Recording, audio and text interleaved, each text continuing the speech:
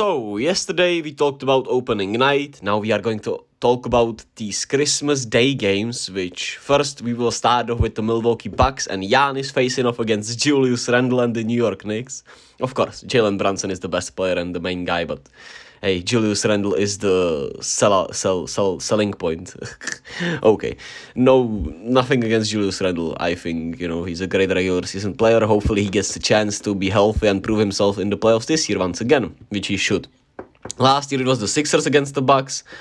Sixers in the Bucks position in the Garden, the first game, which appears to be the tradition there, and at least the Knicks are finally good, so they aren't, bad on Christmas, and the Bucks, of course, should be one of the best teams in the league, and not the flashiest matchups, but a fun start of at the Garden for Christmas. And if it is not your taste, this year the NFL decided to step in, and you have the Raiders at the Chiefs, at the Kansas City Chiefs, the Super Bowl champs, so they can take over all the holiday spots.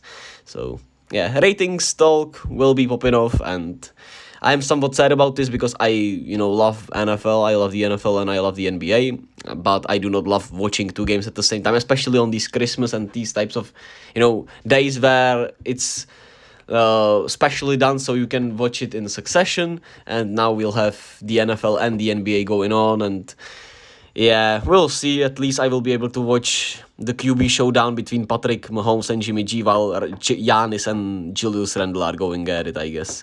Still a little sad about it, of course, because I really, it is what it is, I guess. Like I said, love the NFL, but it just sucks a little bit for me.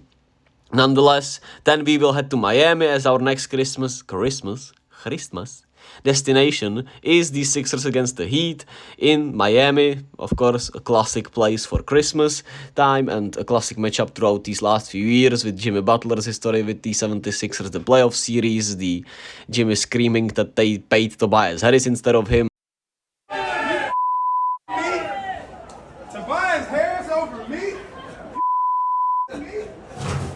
And of course, him and Embiid still have a great relationship. Dame finally, presumably, being there in Miami for his Christmas game after a long time. I'm not sure when was the last time Dame played on Christmas Day.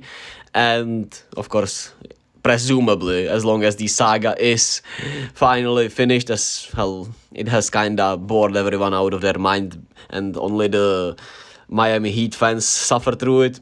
And a great matchup while the Chiefs and the Raiders will be finishing, and the Eagles and the Giants will be starting. So, hey, a little taste for everyone, I guess. Nonetheless, this new rejuvenated Heat team with Dame, which I'm just taking as granted, and the Sixers, who still, of course, we don't know, and God knows what will happen with Harden. My prediction is that he'll stay with the Sixers, but yeah, hilarious how both these teams have this roster unset on point guard position in a way, both in a little different way, right? But a fun, intense matchup with some good history behind it. Both teams should be really good, of course. So a fun, I would say it's obviously a better matchup than the Bucks against the Knicks, and it gets us in this trend where every matchup will be a little more interesting, a little more better, because then we have the Lakers against the Celtics. You know what happened last year. Lakers furious. They thought he was fouled. And it's now overtime. LeBron James so upset. Regulation is over. We go to the 5-minute OT.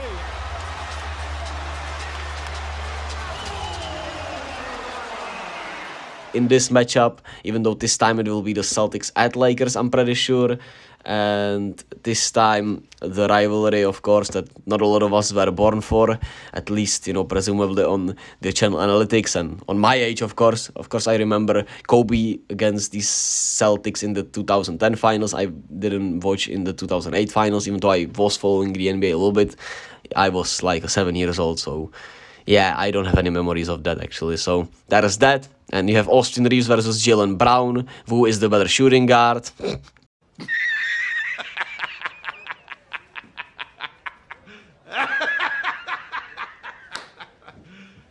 You serious? LeBron versus Tatum, AD versus Porzingis. A lot of promise for both these teams, should be great for sure. And like I said, the Giants and the Eagles will play each other also. So, like, at least there is a little taste for everyone. If you don't like the NBA, you'll have the NFL. If you don't, if you love both, you can watch a little bit of both. But I would say if you love both, it's more detrimental for all of us. But what can we do? Otherwise, for these NBA games, I would say that they are, like I said, perfectly ordered. As long as the order that Shams posted will be the order that they are played in, because then we have the Mavericks against the Suns, which both these teams should be improved. Kyrie and KD, the long-lost soulmates. Book versus Luka. We know the history between these two teams. The spice is extra with that. Last year the matchup was fire, and when Book and Luka went at it after Luka smoked that layup. Bradley Beal thrown into the mix, of course.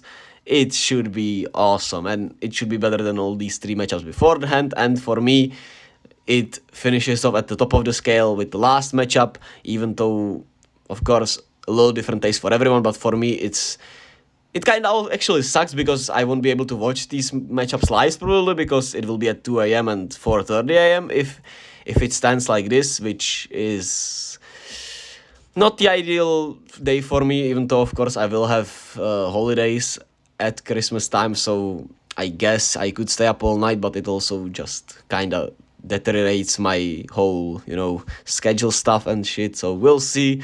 But the Warriors at the Nuggets is the last matchup that Shams has written out. Defending champs in Denver against the Warriors, which is a really good matchup historically. Jokic against Draymond, which is a fun type of conversation, even though Jokic obviously is the best, but Draymond is somewhat a solid defender on him.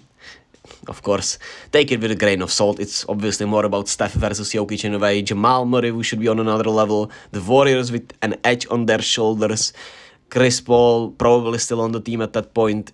Who knows? Maybe actually, maybe there will be cooking something, but